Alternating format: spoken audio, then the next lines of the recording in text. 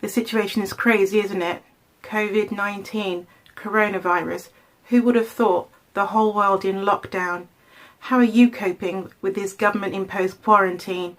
How can you protect your mental health through this really challenging situation? That's what this video is all about.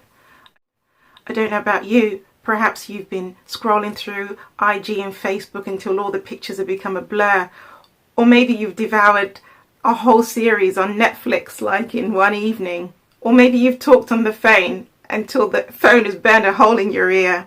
But are you beginning to feel an emptiness inside that seems to be growing day by day? Or have you become more irritable than you would normally be?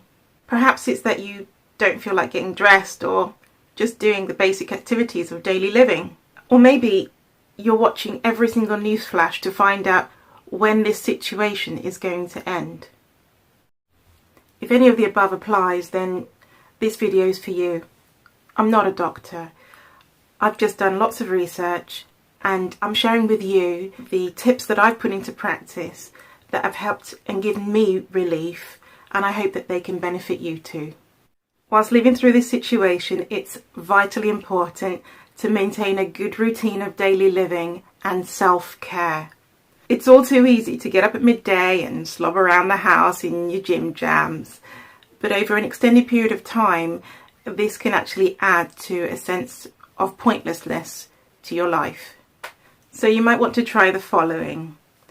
Get up at a reasonable time and sensible time every day. Perhaps you might even want to set an alarm. Get dressed for the day. Spend some time to pamper yourself. Lots of TLC. Do it for you. You're worth it. It doesn't matter whether anyone else sees you. You're doing it for you because you're worth it.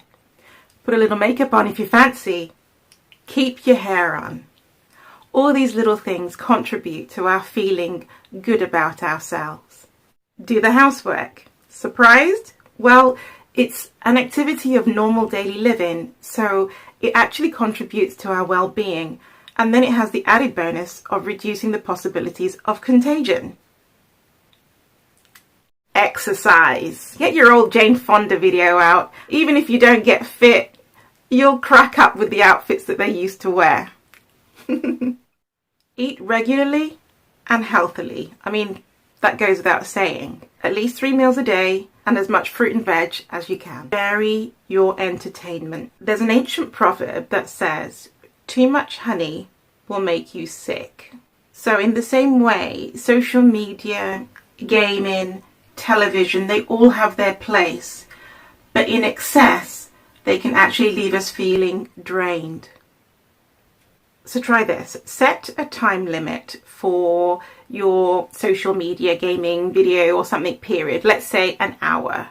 And then go off and do something entirely different, an entirely different form of either entertainment or activity in order to break it up. Maybe you want to play an instrument or do craft work. Yes, I just said craft work. You might be going, what are you going on about? Yes.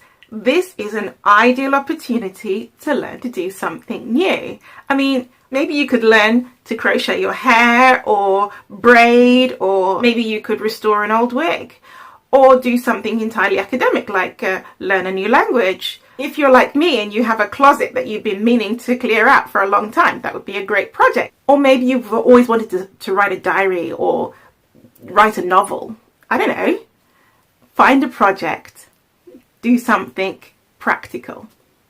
On your screens, you'll see an example of a potential day, and you'll see how it's all broken up into small time slots of different activities. Pay attention to the morning, where it's really important to have times where you're absolutely disconnected from all electronic devices, just giving you the potential to rest your mind. Watch what you watch.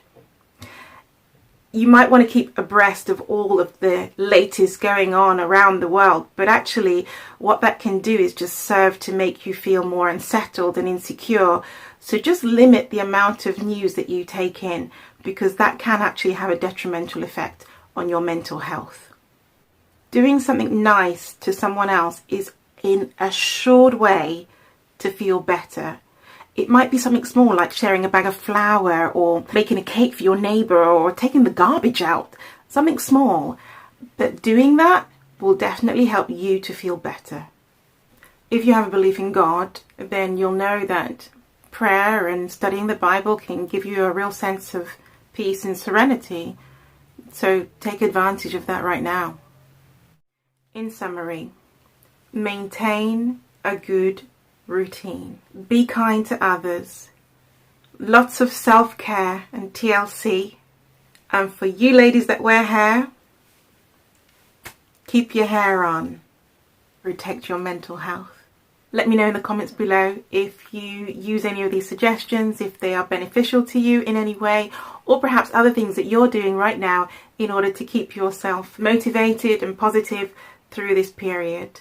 And if you like this video, be sure to give it a thumbs up. Thank you for watching.